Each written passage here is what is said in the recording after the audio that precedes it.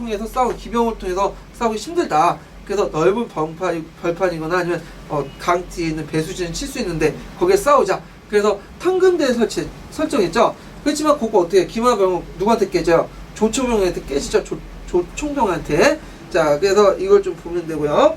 자, 나번 같은 경우에는 자, 그 당시 이순신이 이제 한산도 앞바다 유인해 하깃진 아시죠? 하깃진이라는 것은 자, 먼저 지도를 좀 보세요. 지도를. 자, 그 당시 이순신이 이제 큰 승세가 오니까 이순신을 깨야 되겠다 해가지고 일본 군들이 막 와서 연합함대를 구성했어요. 근데 이제 공명신의 들뜬 그 와키사키가 먼저 달려든 거야. 자, 여기 보면 이제 와키사키가 이제 부대에 있었던 곳이 뭐냐, 경내당이에요. 근데 경내당은 물살이 빠르고 여기 하기 때문에 여기 섬 사이에 있는데 여기가 경내당이거든요. 자, 여기 일본 군들이 몰려 있었어. 그러다 보니까 여기 가기는 좀 힘들어. 그러니까 배를 한 두세 척 끌어다서 이제 꼬셨죠, 얘들. 그래갖고 막 한번 치는사로 도망갔죠. 그래서 막 이렇게 도망가니까 이 와키사키가 미연하게 이걸 다 쫓아왔어. 그리고 여기 보면 넓은 한산도 받쳐있죠, 한산도. 자, 여기까지 유인했어요. 그래서 이렇게 오고 도망갔던 배가 180도 선회를 해버리죠. 선회를 하고 한산도 섬에 숨어 있었던 곳에서 배가 튀어나오죠. 그래서 학이 날개를 펼치듯 하깃진을 펴죠. 자, 하깃진을 펴서 배가 이렇게 하니까 하깃진 이렇게 쫙 펼치죠. 자, 그러면 요걸 해서 이제 뭐예요? 대포를 이제 발사를 한 거죠. 대포. 그 당시에 대포는 어떤 조종해갖고 지금처럼 딱 맞추는 게 아니라 하망을 형성해갖고 하기 때문에 이렇게 하면 이게 뭐야? 하깃진에서 하망이 형성돼요. 거기에다 또 거제도 부근에 있었던 또 숨어있는 배들이 또 나와서 또 하깃진을 보죠. 그래서 임진왜란의 어떤 하이라이트 쌍익징이네. 쌍익징. 하깃징에도 모자라서 두 개의 하깃징이 딱 펼쳐갖고 안전히 섬멸시키는 한산도 대첩이죠. 자, 한산도 대첩이 승리하고 나서 더 이상 뭐냐면 나가지 못해요. 그래서 이제 그 도요토미 히데요시가 어떤 명령을 내렸어요? 이들을 막기 위해서 한산도 밖으로 나가지 마라. 여기 지키고 있어, 한산도 밖에. 그리고 주변에 외성을 쌓게 되죠. 자, 외성을 쌓게 되면 어떻게 하냐면 여기에서 그 연안에 따라 공격할 수 있어 없어요. 우리나라는 못 공격을 왜 잠못한 외성에서 대포가 들어올 수 있기 때문에 안 된 거죠. 그래서 이렇게 해가지고 했던 것이 한산도 대첩이죠. 자, 그 다음에 다번 같은 경우에는 진주 대첩인데, 자, 그 진주는 그 당시에 어떤 관문이냐면 경상도에서 전라도 넘어가는 관문이었어요. 그래서 특히 이제 일본 왜군들은 경상도에서 이제 전라도 공격해가지고 뭐냐면 식량 확보하려고 했거든요. 자, 근데 바다는 이순신이 지키니까 못 가고 육로를 통해서 가려고 했는데 진주가 딱 길목에 있는 거야. 그래가지고 진주를 공격했죠. 그때 이제 진주 목사였던 김시민이 시야의 어떤 장병들이나 어떤 백성들을 이끌고 싸웠죠. 그래서 일본군들을 격파한 사건이 있어요. 제1차 진주 싸움이죠. 이게 진주 대첩이라고 하죠. 그렇죠. 8개월 후에 그때 김시민이 싸움 도중에 좀 다쳤어. 그래서 죽었거든요. 그래서 새로운 목사가 이제 와가지고 싸웠는데 그때 제2차 진주 싸움은 졌죠. 예. 그런데 1차는 이겼어요. 이때 김시민이 활약했던 1차는. 자, 그 다음에 라는 행주 대첩이죠. 자, 행주 대첩은 그 당시 이제 평양성을 공격했던 외인들이 평양성에서 이제 전투에서 패배했죠. 평양성 지키다 이제 명나라가 올라오니까 패배한 거죠. 내려오니까. 그래가지고 서울로 이제 다시 후퇴해갖고 재정비를 하는 가운데서 다시 북상하려니까 이제 거기 서울 부근에 있는 행주 상성에 뭐가 있어요? 건율이 이끄는 부대가 있어. 북상하다가 잘못하면 길이 차단될 수 있겠죠. 그러니까 북상을 하기 전에 어딜 쳐야 돼요? 건율에 있는 행주상선 치는 과정 속에서 일어나는 것이 행주대첩인데, 자, 이 행주대첩에서 뭐냐면 우리나라 군하고 이제 우리나라 3,000명하고 일본군 한 3만 명 정도 싸웠죠. 근데 누가 이겼어요? 우리나라가 이겼죠. 물론 안여자들의 행주도 되게 뭐냐면 큰 공헌을 했지만, 자, 그거 외에도 이제 그 당시에 대단한 뭐냐면 화력을 많이 하였죠. 그래서 일본군보다 화력이 되게 뛰어났어요. 하차라든지 오늘날 다연정 로켓포라든지 비결 진천내라는 등등 여러 가지 항무기들을 사용했죠. 그래서 큰 승리를 이끌었다는 거 보시면 되고요. 자, 선조는 이용성부터 기호신설 신범법을 활용했는데, 자, 기호신설이라는 것은 뭘까요? 자, 이거는 척관계가 지은 책이죠. 절강정법을 했는데, 자, 이 척관계가 지은으로서 주도는 소고법이라는, 소고군이 아니에요. 소고법. 그러니까 소부대 단위의 어떤 그 군대 편제 당시죠. 자, 그래가지고 소고법을 바탕으로 해갖고 그 당시에 삼수본을 조직을 하고 훈련도감을 조직을 하거든. 여러 가지 이제 큰 활약을 했죠. 자, 그래가지고 한번 이제 문제를 풀어볼게요. 자, 가는 신림으로 조선군은 기병 중심의 전술을 구사했다. 자, 맞죠? 자, 나는 조선 수군이 남해할 때 제해권을 장악한 계기가 되었죠. 자, 그래서 일본의 수족 변진 정책들이 이제 맞고 그랬어요. 자, 답은 강군과 의병이 격렬히 저항했으나 버티지 못하고 성은 결국 함락했다. 자, 이거는 제2차 진주 싸움이에요. 이건 1차죠. 1차 대첩은 1차 싸움은 진주 대첩이라고 큰 승리가 됐죠. 자, 일본군의 북진이 저지되고 서울 철병을 선언한 계기가 되었죠. 자, 그다음 기호신설 방법 또는 훈련도감의 조직과 전술의 기본 결국이 완성됐죠. 그래서 소호법에 의해서 그 뭐냐면 훈련도감이 조직이 되고 나중에 소고군도 조직이 돼요. 그래서 여기 소고군하고 소호법하고는 좀 다르죠. 소고법은 뭐예요?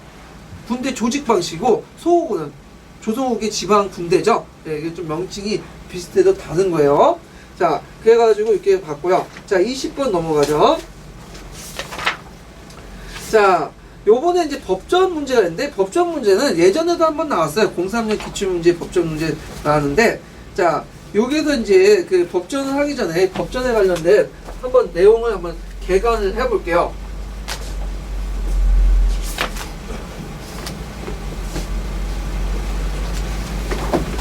자, 태조 3년에 자, 이게 연도 정확히 기억해줘. 태조 3년에 정도전이 자, 조선 건국전을 만들었어요. 그래서 주의 육전을 기본으로 해가지고 정비했는데, 자, 이 조선 건국전은 간찬이에요, 사찬이에요? 사찬이죠. 개인이 만든 개인이. 근데 국가에서 그건 인정하지 않은 거예요, 이거는. 자, 그렇지만 나중에 이제 태조 6년 때, 자, 6년 때, 자, 뭐가 나왔죠? 경제 육전이 나왔죠. 경제 육전. 자, 경제 육전이 나왔는데, 자, 이 경제 육전은 누가 조준이 만들었어, 조준. 자, 조준의 경제 육전은 아까 정도전의 조선 건국전을 바탕으로 만들었죠. 경제 육전은.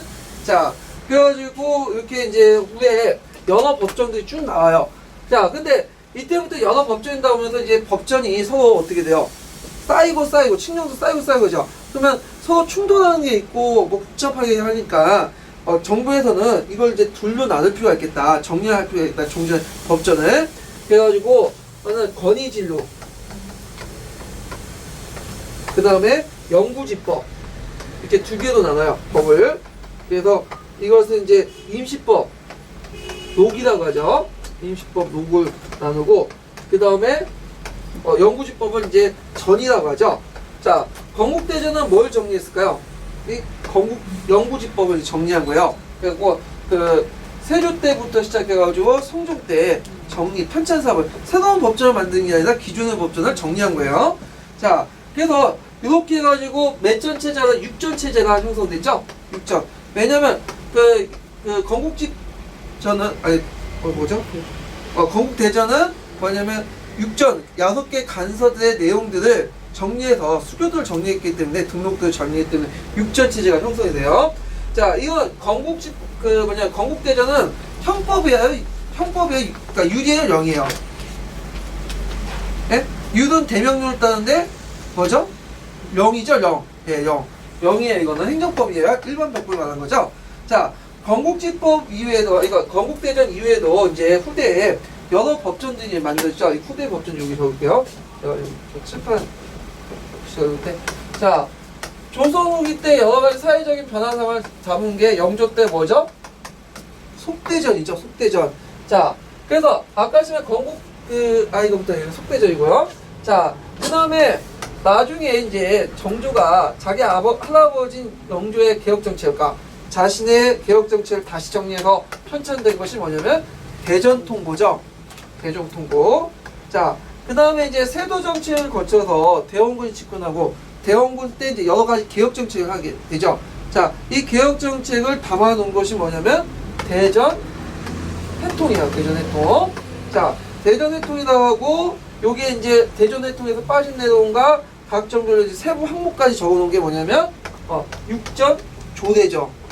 네, 그래서 고종 때 만들어진 대전 해통과 육전 조대는 우리나라 최후의 마지막 먼저 정근대 시대 때 법전 내용이죠. 자, 그래서 이렇게 좀 보시는데, 자, 여기에서 이제 좀 눈여볼 게 뭐냐면, 그, 건국대전이 만들어질 때, 무슨 원칙이 하냐, 조전, 서현, 준수 원칙이 만들어서, 조전, 서현, 준수 원칙. 그 앞에 예문에서는 이걸 국가만세 통행지구라는 말로 하는데, 자, 이 조전, 서현, 준수 원칙은 예전의 문자를 그치지 않고, 그러니까 건국대전의 문장을 고치지 않은 상태, 원문을 그대로 둔 상태에서 고친 것만 그 밑에 줄을 다는 방식으로 진행되는 거야. 그래서 건국대전에 있는 것을 이제 문장을 뭘로 쓰죠? 원이라고 하죠. 원, 건국대전을. 자, 그 다음에 속대전을 뭐라고 해요? 속대전을 속에다가 쓰죠. 원을 이렇게 쓰고 고치려면 속에다 쓰고, 그 다음에 만약 대전통보에서 이걸 바뀌었다면 증이라고 쓰죠. 증. 그 다음에 대전통보 이후에는 고전에다 보라고 써요. 그래서 그 건국대전 원, 속대전의 속, 그 다음에 대전통보 증, 그 다음에 그 나머지 그 법률의 보. 자, 이거는 조전, 서현, 중수주의 원칙에 입각해서 한 거죠. 그래서 그 중국의 어떤 그 제도나 어떤 제도나 문물들이 무기파적으로 들어온 걸 막기 위해서 방파제 역할을 했다. 이렇게 그래서 한국사 7차 제도서에 이렇게 의의를 두고 있어요. 자, 그 다음에 건국대전을 만들어가는 조에는 법칙, 이게 한 가지 원칙이 생겼고, 또 두 번째 원칙은 뭐냐면, 자, 만약에 형전하고 대명륜이 충돌할 경우에 생긴 거야. 자, 예를 들어가지고 대명륜은 율이죠. 근데 건국대전에 율과 비슷한 게 있어요. 뭐가 있어요? 형전이죠. 청부에서 만든 형전인데, 형전은 뭐냐면 좀 예매해. 영에 속해 있지만 실질적으로는 어떤 성격이 있어요? 율의 성격이 있죠. 그러다 보니까 대명륜하고 형전이 충돌할 경우가 있어요. 자, 그 경우에는 뭘 먼저 적용하고 그 다음에 두 번째 적용하죠. 지금도 법도 보면 특수법이 먼저고 일반법이 먼저요. 특수법이 뭐가 적용되죠? 그 건국대전의 그 형전이 먼저 적용하고 그 다음에 대명륜이 이렇게 두 번째가 이순에 적용되죠. 자, 그게 근데 예전에 이게 7차 지도서하고 포셈하고 견해가 달랐어요. 7차 지도 같은 경우에는 1순위가 뭐냐면 그 형전, 그 다음 2순위가 대명률, 그 다음에 후생 같은 경우에는 그 뭐라고 적혀있냐면 1순위가 1순위가 대명률, 2순위가 건국대전 형전 이렇게 돼 있는데 그래 헷갈렸는데 확실히 요번에 답을 딱 줬죠. 뭘로 구정돼 있어요? 여기 보시면 자, 니은을 보면 형전에 적용할 수 없는 경우에는 뭘 따른다? 대명률을 따른다. 이렇게 나타났죠. 그래서 이거는 이런 관점을 때 이게 저 정답을 했으니까 5회 관점하는 7차 지도서의 관점이 맞는 거예요. 네, 그래서 여러분들 이렇게 기억을 해주세요. 그리고 마지막 세 번째 원칙, 법정 기준 원칙이 뭐예요? 아까 아침에 권위진노하고 영구지법을 나누고 영구지법만 정리한다. 이게 세 번째 원칙이죠. 자, 그래서 요걸 좀 보시면 되고, 그다음 이제 문제를 풀어보죠. 자, 조선왕조는 법치주의에 입각한 통치를 실현하고자 했는데, 그것은 법정 편자에 구체화되었다. 태조 6년 중에 공포된, 자, 태조 6년에 뭘 공포했죠? 경제육전이죠. 네, 경제육전, 조전에. 자, 최초로 성문화된 법전이다. 자, 이거는 국가가 인정해준 거야, 아니에요? 이건 개인이 만들어놓은, 조선거국 중 개인이 만든 거예요. 다만, 어디에 영향을 줬다? 경제육전에 영향을 준 거예요. 자, 그래서 성종 때 들어서 모든 법률을 종합해서 통일적인 법전을 완성한 것이 무슨 법전이죠? 유명한 건국대전이죠. 그래서 왕조의 법전의 편찬을 영구지법과 그 다음 임시명, 권위진노 이렇게 두 개로 나눴죠. 그래서 정과 노가 있고 어디만 정리해요? 전만 정리했죠. 자, 그 다음에 조선 후기 때 들어와서 뭐가 나왔죠? 영조 때 속대전. 자, 속대전은 영주의 정책과 같이 연관시켜서 보세요. 네, 그때 영주의 정책이 뭐와 같이 있었나? 이게 시험 문제 많이 나와요. 지금도 그렇지만. 자, 그 다음에, 후에 이제 재정의 법구현의 나를 이제, 편찬인데, 자, 그 반세기도 되지 않아. 반세기도 안 되지 않다니까 누구예요? 정조죠. 정조가 자기 할아버지와 자기의 어떤 개혁 정책을 펼친 걸 정리해서 뭘 만들었죠? 대전통보를 만들었죠. 대전통보.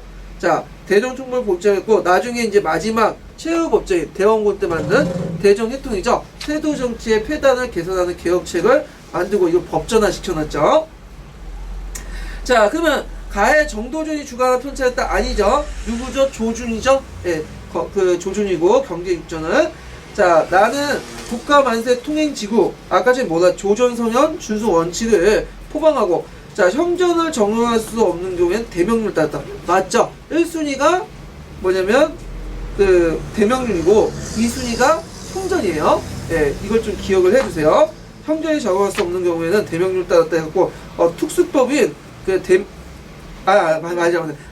자, 저기 1순위가 형전이고 2순위가 대명률이죠. 그래서 만약 형전하고 대명률이 충돌할 경우에 1순위가 형전, 2순위가 대명률 이렇게 좀 기억을 해두시면 되고요. 자, 그 다음에 다가 편찬한 왕대에 제하살림의 본거진 서원이 대폭 정리하고 신문구가 제도 부활됐다. 자, 요거는 영조 때 그 당시 공론의 주제로서 살림세역을 부정하는 가정수에서 서원들이 정리되어 있죠. 예, 그걸 좀 기억을 해주시면 되고요. 자, 그래서 속대전 관련된 거 맞죠?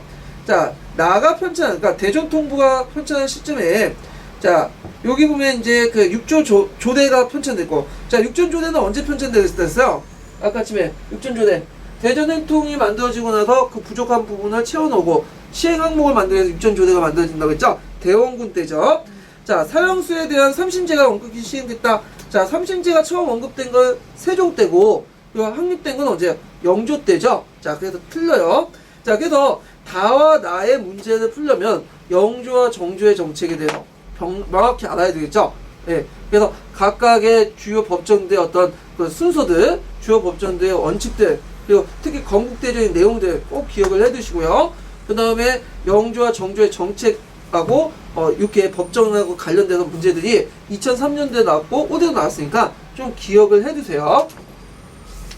자, 그 다음에 뒤에 넘어가 보죠. 자, 21번을 볼게요. 자, 다음은 호남 지역의 어느 고을의 1별당 절세 부분에 대해 내용이다. 자, 이 자료가 작성된 시기와 부세 운영 실태를 정확하지 않는 것은 이렇게 보죠. 자, 조선 후기 때는 크게 이제 그 18세기 들어와서는 뭘 실시하죠? 그 유민들이 많아고 사회적 혼란하고 변동이 많으니까 정부가 최소 수입을 확보하기 위해서 뭘 해요? 총액제를 실시하죠. 네, 총액제를 실시하고 마을 단위 공동납제를 실시하는 그리고 또 토지의 기준은 어디로 설정하죠? 도교라. 네, 그래서 전세화가 이루어지죠. 자, 그 다음에 그 가정수에 이제 총액제 같은 경우에는 이제 뭐냐면 그 전세는 비총제가 실시되죠. 그래서 18세기 중엽 때 이 비총제가 실시되는데 자, 예전에는 그 전세를 할 때 어떻게 하냐 중앙에서 1, 2조 이제 그 뭐냐면 선정하죠. 그 풍용을 이제 파악을 한 다음에 풍용을 파악할 때 뭘 파악하는 경차관을 파견해요. 근데 경차관을 파견할 때 뇌물도 왔다 갔다 하고 여가 주관적인 판단이니까 말들이 많으니까 폐지하고 비총제가 실시할 때는 뭐냐면 호주에서 일괄적으로 그냥 산정을 해. 그래갖고 어떤 가지역에서 강원도 같은 경우는 1년에 1000석은 중앙에 갖다 바쳐라. 그러면 1000석이 되면 또 강원도 감사가 그걸 또 각 군에 시달을 하죠. 그래서 A군에게는 영월군에게는 100석을 내라. 그러면 그 안에서 뭐냐면 약간의 정부가 재총이라고 해가지고 재해가 있을 경우에는 지방간이 알아서 요 부분까지만 한정식 조정이다. 그래서 10% 정도만 너네들에서 자율적으로 결정할 수 있다. 감해줄 수 있다. 그래서 지방간한테 위임을 하죠. 예전에는 경차관에서 중앙에서 파견한 사람 조사해갖고 작황을 조사해서 판단했는데 이게 달라지게 되는 거죠. 그래서 작황 조사에 의해서 경차관이 파견됐다. 이렇게 보시면 돼요. 이거는 그 비총제 이전 18세기 중엽 이전에 관련된 내용들이죠. 자, 그 다음에 영전법을 전세액이 고정됐다. 자, 영전법 고정됐죠. 처음에는 뭐야? 공법이었죠. 그래서 공법 같은 게 전분 6등, 영분 9등이었죠.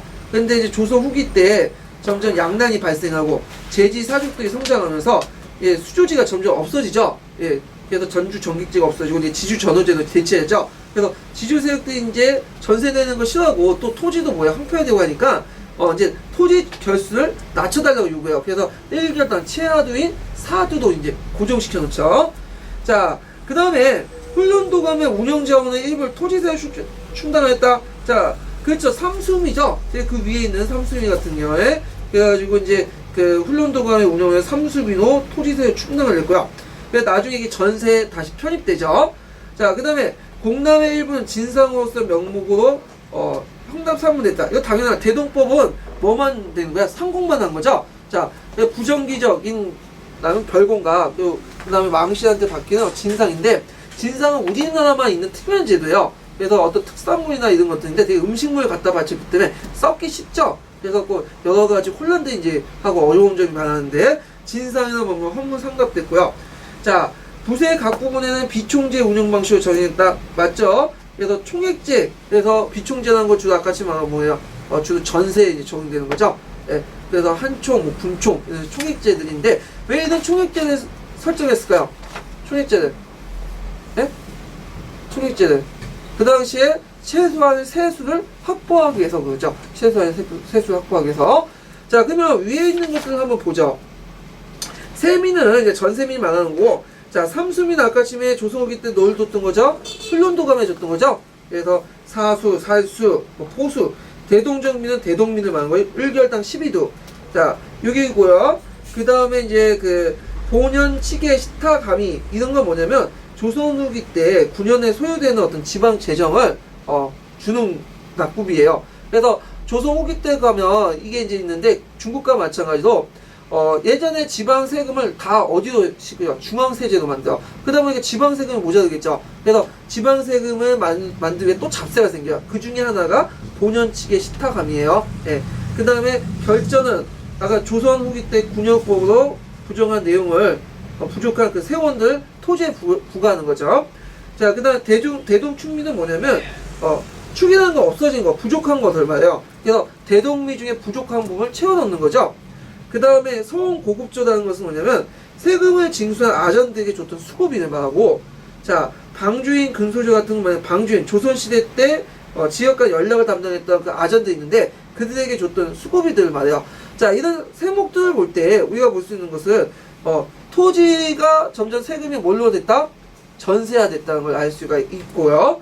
자, 그 다음에 지방의 부가세가 많아졌다는 거죠. 그건 뭐냐면 지방의 그 지방세가 많이 중앙세화됨으로써 이게 뭐냐면 지방 경비가 부족하면서 세금이 늘어났다는 거. 그리고 중간에 아전들의 어떤 행패나 이런 것들이 많아서 수수목만 많이 뜯겼다는 거. 그걸 이제 볼 수가 있는 거죠. 자, 그래서 이제 전반적으로 21번 문제 풀어봤고요. 자, 그래서 이번 문제는 어디에도 많이 나왔냐면 다음 책도 그렇지만 그 한국사 인문이라는 책이 있어요. 한국사 영문 인문. 예, 한국사 길잡이라는 게 있거든요. 두 번째, 3번, 학원. 요 부분에서, 요번에도 한 3-4문제 나왔어요. 그, 한국사 부분에서. 그때, 요것도 한번, 보시면 돼요. 건국대전 부분도 그렇고, 그 다음에 요거 이제, 그, 비총재 운영 시스템, 작항조사를 통해 경찰관을 파견했다. 와, 뭐, 여러 가지 그들 내용도 나왔고요. 그 다음에 이제 나중에 할 이제 뭐냐면, 유황소나 그 항해 같은 변천 과정들 그런 것들 좀 기억을 해두시면 되는데, 이것도 요거 보면 금방 나왔어요. 한국사 영국인문 3편 좀 보시면 될 것 같아요. 자, 그 다음에 이제 22번 보죠. 자, 조선 중기에서 한말까지 항촌사의 변동을 보여주는 것을 가와 나의 자료를 대해 설명을 적절하지 않는 것을. 자, 이거는 좀 적으세요. 이게 되게 중요한 부분인데, 자, 보통 이제 그 한약에 관련된 문제들, 지방자치기구에 관련된 문제들이 많이 나와요. 예전에도 그렇고 나왔는데, 이거는 좀 체계적으로 알 필요가 있어요. 그래서 교과서나 통론 같은 경우에는 좀 이게 선발적으로 해가지고 막 복잡하고 그러는데, 자, 한약은 크게 이제 실행 주체에 따라서 실행 주체에 따라서 개념적으로 사족 한약, 동리 한약, 동약이라고 하죠. 그다음 주연 한약, 이렇게 이제 3개로 나눠볼 수가 있어요. 자, 그러면 이렇게 보죠. 자, 그 한약은 이제 그 자체가 뭘 바탕으로 한 거죠? 주자 중시 여시 한약을 바탕으로 한 거죠. 그리고 16세기 때 사족들이 이제 사족 한약을 출발한 거고, 한약은 그 자체가 어떤 그 조직체가 있는 게 아니기 때문에 항상 기존의 조직과 연결돼요. 그래서 한계라든지 개화 조직과 연결되는지, 유황수라든지 항청하고 연결되는지, 이렇게 이제 연결이 되는 거죠. 자, 그러면 이렇게 보면요. 자, 여기 보면 이제 9년 단위.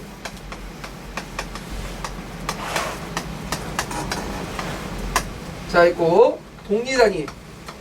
마을 단위죠. 자, 9년 단위 한약과 이제 동리 단위 한약, 또 이건 주연 단위 이렇게 한약이죠. 자, 16세기, 그 다음에 17세기, 그 다음에 18세기, 그 다음에 19세기, 그 다음에 이제 20세기 일제시대 때, 이렇게 쭉 나눠보면요. 19세기 일제시대는 중국 구한말 적었어요, 구한말.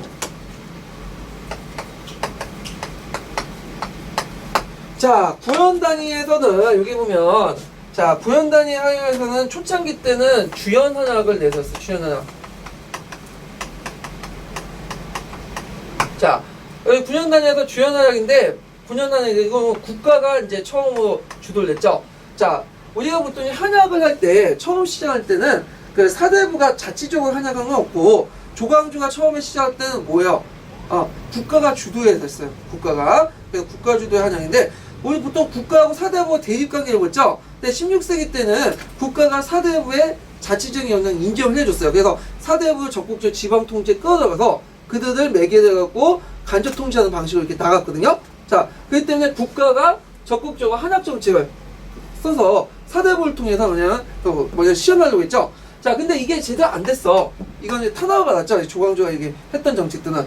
자, 그래서 이제 나중에 이제 그 산림대 정권 잡자 이제 주도적으로 이제 하기 시작한 게 뭐냐면 사족한약이죠. 사족한약. 자, 이 사족한약인데 이 사족한약은 그 어디에서 개최했어요? 유황소에서 개최됐죠. 근데 유황소가 나중에 선조 때 파파되면서 뭘로 바뀌죠? 유황소가 계층이 되죠. 그래갖고 그 당시 이제 유황소의 항임을 이제 경제소가 타파되면서 경제소 하지 않고 그 뭐냐면 항에서 결정하게 되죠. 그래서 이걸 뭐라고 하면 향청이라고 해요. 향청으로 이제 바뀌게 되죠, 이름이. 자, 그때 이제 그 사족항에서 열었던 것이 뭐 향회죠. 항의하게 항의가 있을 거 아니에요. 유황소에서 항의가 있고, 자, 항의를 하면 그 항의에 참석하는 명단이 있어야 되죠. 이게 향안이에요. 그 다음에 그 항의의 구성원들을 규제하기 위해서 뭘 만들었죠? 향규를 만들었죠. 그 다음에 그 항해를 무지하게 해서는 뭐가 필요해서 돈이 필요하죠. 그래서 종종 개와 연 한 개를 만든 거예요. 자, 그래서 여기 항안에 들면 어떻게 돼요? 일단 양반으로서 지금 지방 사족으로서 인정받는 거예요. 그래서 일단 여기에 구성되어 있고 나머지 뭐냐면 민들은 그 뭐냐면 자동적으로 이렇게 구성하는 방법이었죠. 자, 9년 단위 한약이 이렇게 사족 한약이 있는 반면에 자, 동리 단위, 마을 단위 한약도 있어요. 그 밑에 하부기구로서. 자, 뭐가 있냐면 동리 한약이 있어요. 동리 한약. 동약이라고 주지요. 동약.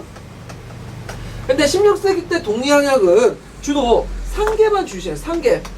정통적인 조식 중에서 개 조식이 있는데, 자, 그 양반계하고 평민계가 있어. 평민계는 하계라고 하고, 그 양반이 상계라고 하죠. 주로 양반 중심의 상계예요. 양반 중심의. 그래서 사족 한약과 동리 한약 다 양반들이 주도를 했죠. 요 시대 때.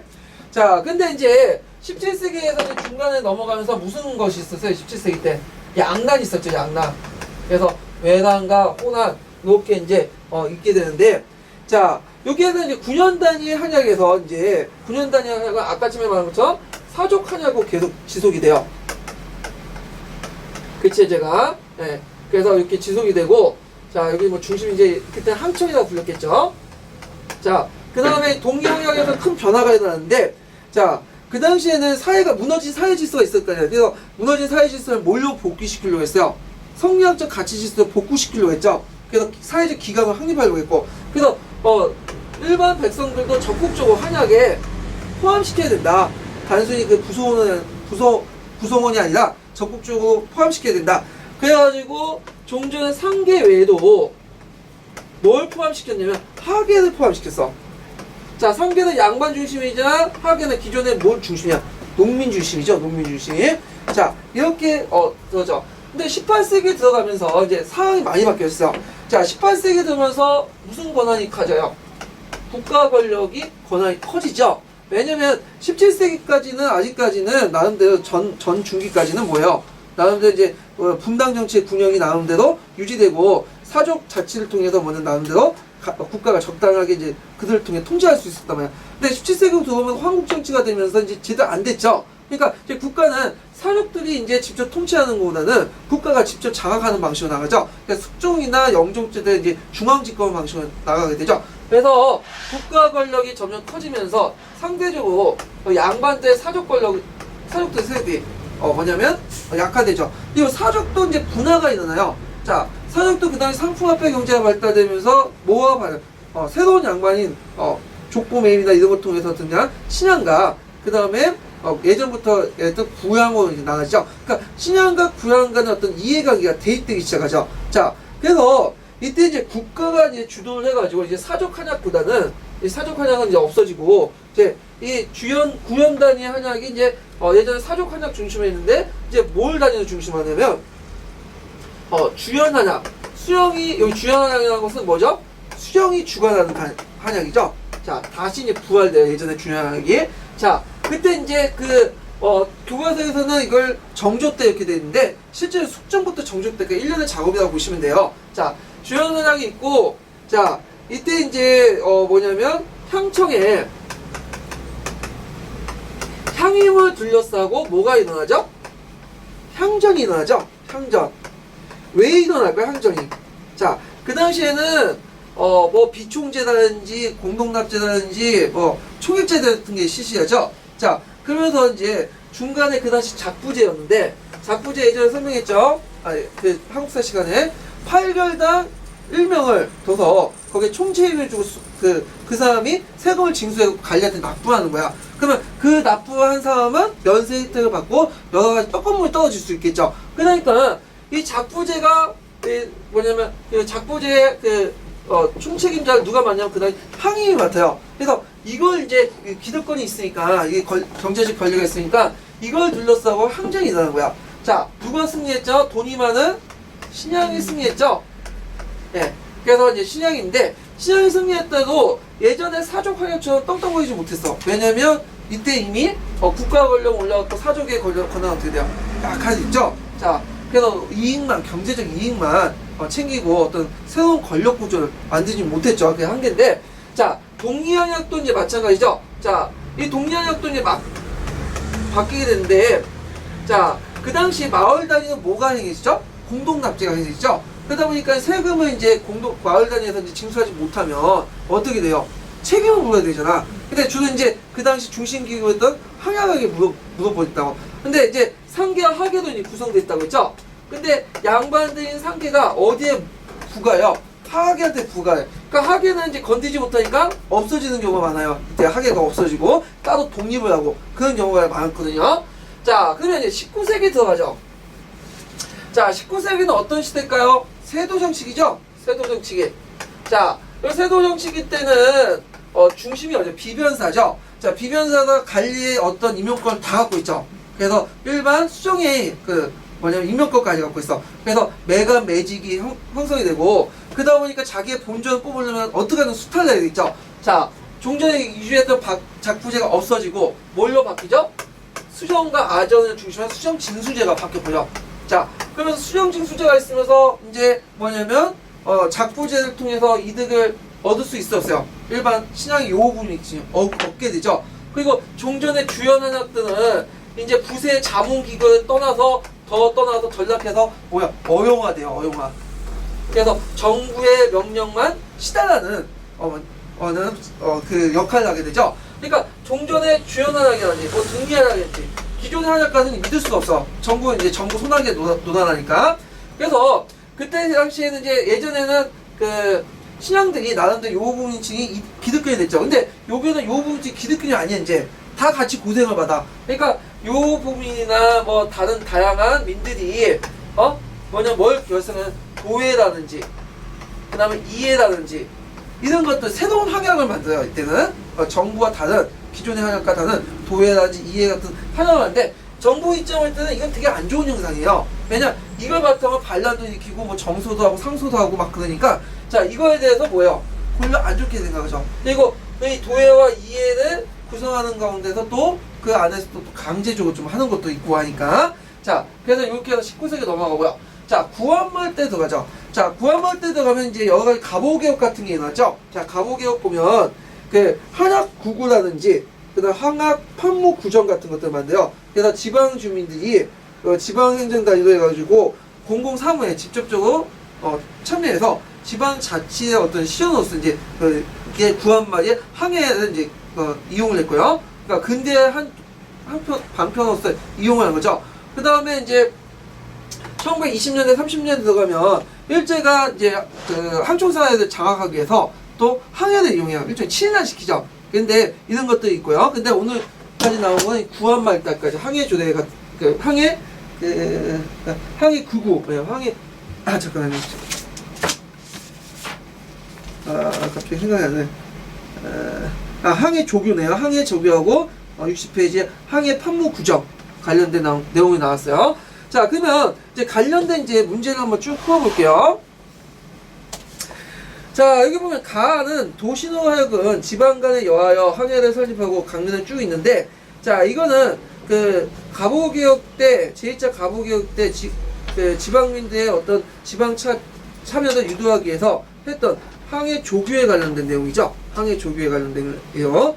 자, 나는 저강의 목민시서에 있는 내용인데, 그 당시 18세기, 19세기 때 국가 권력이 강해지니까, 자, 아전들이 이제 득을 세우고, 아전들의 기세가 높고, 대신에 이제 양반들 무시한다. 그런 내용들이죠. 자, 그 다음에 다 같은 경우에는, 이제, 여기는 어디에요? 요 부분이죠. 예. 자, 다는 난해 우두문의 정소나 항해 때 드는 비용이 쭉 있는데, 이건 19세기 때 중엽에 밀란 시대 때 세도 정식이죠. 그래가지고 그 당시 항해는 어용화됐죠. 그래서 새로운 항해였던 민해라든지 이해 이런 것들이 등장을 하게 됐죠.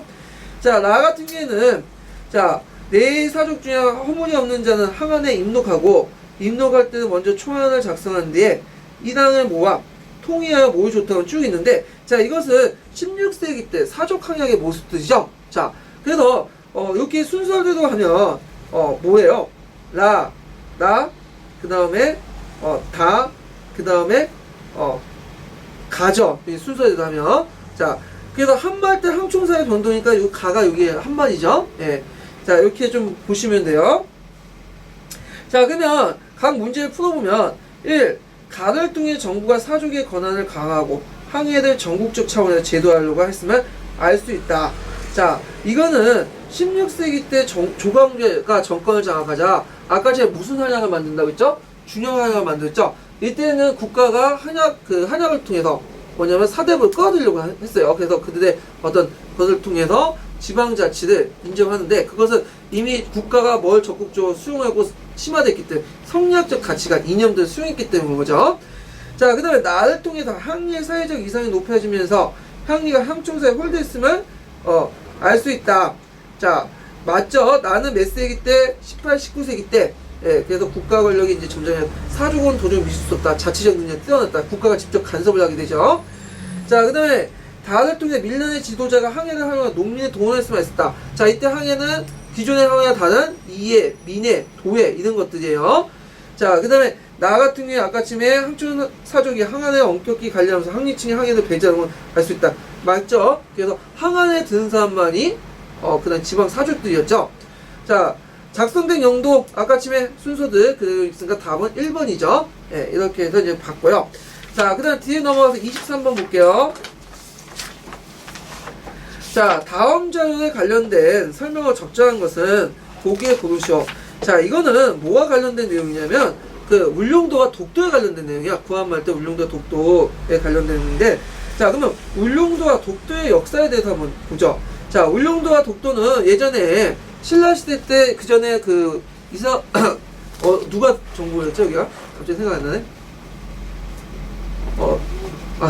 우상국하고 있었죠? 근데 거기에 이사부인가 거칠부인가? 모르겠네? 이사부죠? 예. 그래서 이사부가 거기를 점령해가지고 우상국을 점령했죠.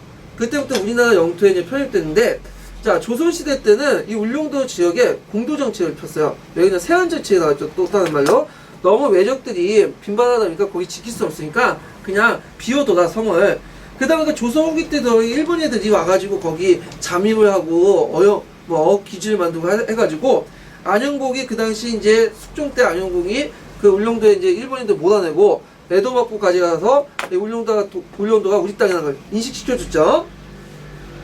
자, 구한말 때도 일본인 잠입이 되게 컸어요. 그 와중에 그 강화도에 그 이교원은 이제 파견을 했어요. 이 일본인 잠입을 막기 위해서. 그때 이제 진사였던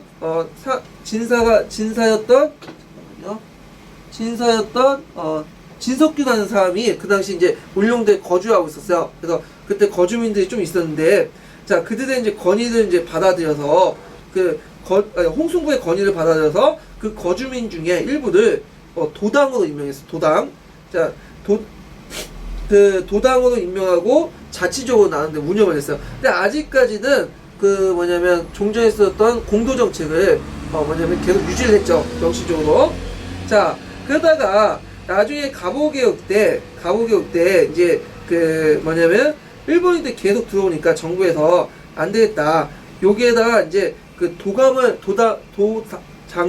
도감으로 바뀌고 그 도감을 이제 정부 관료들 임명을 하자. 이런 논리가 있었어요. 물론 예전에 도장이 있었는데 그 도장이 있었는데 원래는 진석규가 임명했죠.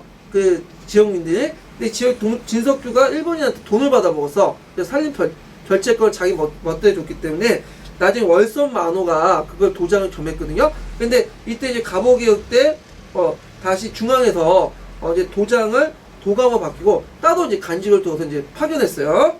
자, 그 후에 이제 이제 일본인들의 이제 잔임을 완전히 막기 위해서는 거기서 울릉도를 군으로 설치하자, 이렇게 이제 의견이 나왔어요. 그래갖고 그 당시 울릉도 시청이었던 우용준의 의견을 받아들여서 군으로 이제 설치를 했죠.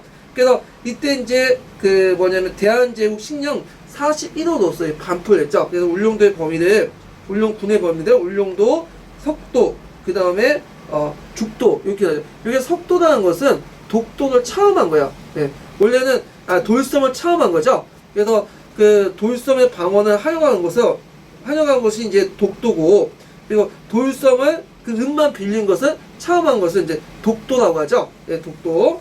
자, 그래가지고 이 석도라는 것은 그 당시 돌섬의 방언을 한역한 거고요.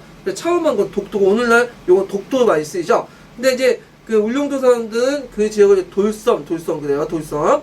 자, 그래서 이제 문제를 풀어보면, 자, 기억을 보면 명목상 지방간제에 편입되었을 뿐 도감이 울릉도민에 임명됐던 자치적인 성격은 변함이 없었다. 자, 대한제국 칙령 41호는 그 울릉도를 군으로 설치하고 군수를 파견한다고 했죠. 그래서 예전에는 도장이나 도감을 설치하고 그 다음에 군수를 파견했는데, 자, 도장 때도 처음에는 진석규를 이제 임명을 했죠. 그 지역 주민. 근데 진석규가 돈을 먹고 팔아먹기 때문에 부정부패가 있으니까 도장을 월성 만호가 겸하고 한 다음에 다시 갑오개혁 때 도감이 중앙에서 이제 파견됐다. 다시 군이 설치고 군수가 파견된 거죠. 그러니까 자치적 성격은 이미 도장 때부터 없었다 보면 돼요. 도감 때 이미 중앙에서는 파견됐죠. 자, 그 다음에 도감하고는 관련이 없는 거죠. 이건 뭘 파견했어요? 군수를 파견했죠. 군을 설치했다는 거니까. 자, 간보를 통해 반포하면서 시행됐어요. 이는 석도가 대한제국 영토라는 걸 알 수 있다. 석도라는 것은 뭐라고 했어요? 예? 돌섬, 그 당시 썼던 돌섬을 방언을 한역한 거죠. 독도를 뜻하는 거죠. 자, 그래서 대한제국 칙령 41호에 입각해서 이제 했고요. 자, 울릉도 시청의 우용중의 간제 개편 건의를 받아서 울릉도를 설군 해갖고 군으로 설치했죠. 자, 그 다음에 속도는 돌섬이라는 방어로서 한역한 거, 차음하면 독도가 된다. 이거 맞죠? 그래서 니은, 디귿, 니을이 있죠. 예. 이렇게 해가는데, 이분 문제 풀려면, 이건 통론 가지고 도저히 안 돼, 이거는 해당 논문도 저도 찾아봐갖고 안 거거든요. 예, 독도의 역사 해가지고, 울릉도 역사인데, 이걸 제 생각에 틀리다고 낸 것 같아요. 예. 이런 거 풀고 어떻게 다 논문 찾아보고 그래요, 솔직히. 예?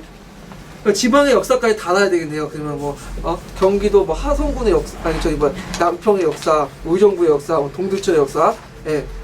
자, 그러면 24번을 보죠. 자, 가는 나의 A 이 중에 어느 시기에 시행된 시책이다. 이 시기의 정치 경제에서 사용에 대해서 설명 오는 것은 아까 전에 근현대사 문제는 뭐라고 했어요? 대부분 암기위주죠. 사건, 연도 이런 건데 이것도 마찬가지예요. 자, 당국은 농업 개량을 위해서 농무 목축 시험장이나 모본 농장을 설치하는 한편, 자, 농업 기술자를 양성하기 위해 영국인 기술자를 고용하고 농업학교 2년 후에 설치했죠. 자, 이게 농문학당이죠. 농무학당을 설치했는데, 자, 농무 목축 시험장은 몇 년에 설치됐죠? 그 당시 그 고빙사가 갔다 온 해 그 다음에 설치되니까 최경석이 설치됐으니까 1884년에 설치됐죠. 자, 농업학교, 농무학당은 2년 지어서 1886년에 설치됐죠.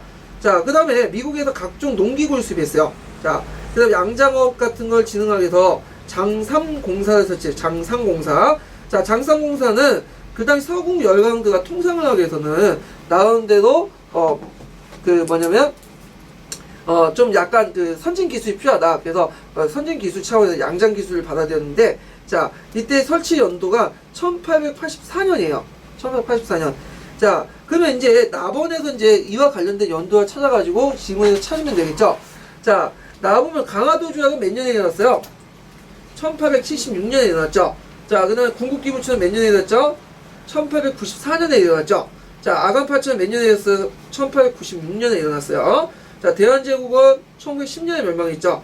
3.1운동은 1919년이고, 자, 중일전쟁은 1937년이죠. 자, 이렇게 연결시켜서 보시면 돼요. 자, 당국이 토지조사 사업을 빌려 지세 수입을 크게 증가했다. 자, 하여튼 가는 어디에 속하죠? 일단 A에 속하죠. 예, 1884년, 1886년이니까 1876년에서 1894년 A에 속해요. 자, 그럼 A와 관련 있는 내용들 여기서 지문에서 찾으시면 되겠죠. 자, 당국이 토지조사 사업을 벌여 지세 수입을 크게 증가했다. 자, 이건 몇 년대요? 1910년대죠. 그럼 어디에 속할까요? 토지조사 사업이니까 예, D에 속하겠죠. 자, 그 청해 위안스카이가 조선에도 내전과 외교를 깊이 간사했다. 자, 이모군란 이후죠. 1882년이니까 어디에 속할? A에 속하겠죠. 그러니까 답은 그거 2가 되겠죠.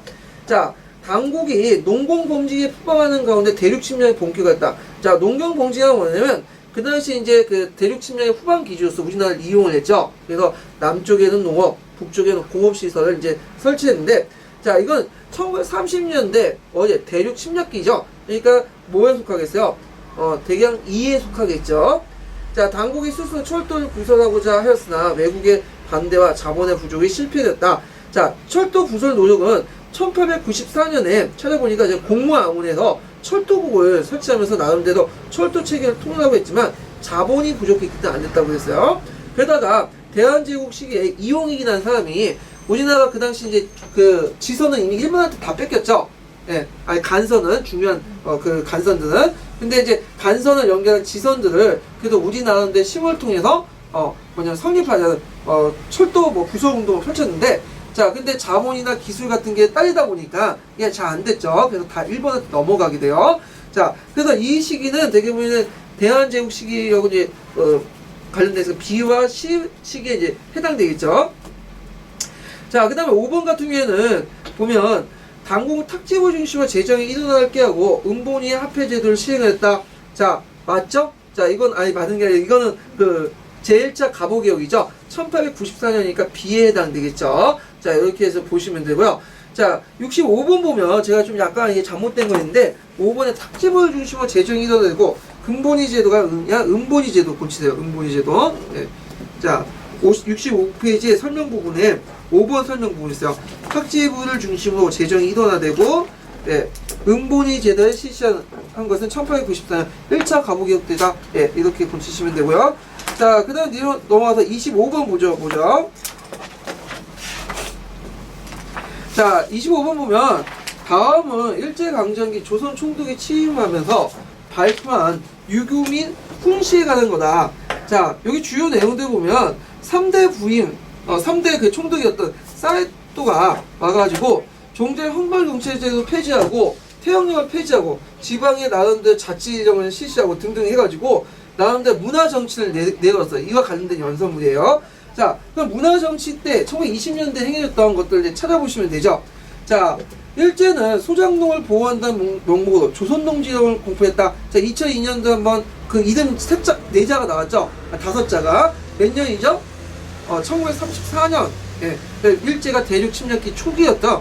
그래서 그 뭐냐면 밑에 후방을 안정화시키기 위해서 그런 차원에서 이제 한 거죠.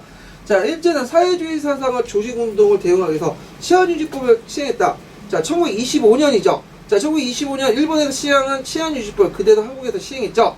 자, 그 다음에 그것 때문에 조선공산당이 제대로 성립하지 못하고 4차에 거쳐서 뭐냐면 성립하다 이제 그만뒀죠. 자, 일부 지식인은 교육의 지능이 미래의 장래에 결정하는 갈림길이라고 보고 조선교육회를 창립했다. 1920년이죠. 조선교육회는. 자, 일제는 지방통치의 효율성을 높이기 위해 종래 317군에 218군으로 4,351개 면을 2,517면으로 통폐가 됐다. 1910년대, 1914년에서 1917년까지 했던 그 지방제도 정비 과정들을 얘기한 거예요. 자, 백나훈, 그 안재훈, 그 한희경 등이 조선의 사정과 형상에 대한 학술적 조사를 연구하여 그 성과를 공개할 목적으로 조선상의정 연구회를 결성했다. 1925년이에요. 자, 조선상의정 연구회는 좀 약간 알아두실 필요가 있는데, 자, 이 조선상의정 연구회는 비탈전 민족주의자와 사회주의자들이 합쳐갖고 학술운동을 목적으로 이제 만들었어요. 그래서 그 당시 외국의 제도나 문물들을 무분별로 수입했잖아요. 그래서 이에 대해서 반대하고, 자, 조선에는 우리나라 고유한 역사가 있고 문물이 있기 때문에 우리의 어떤 민족세 그 속에 있다는 거야.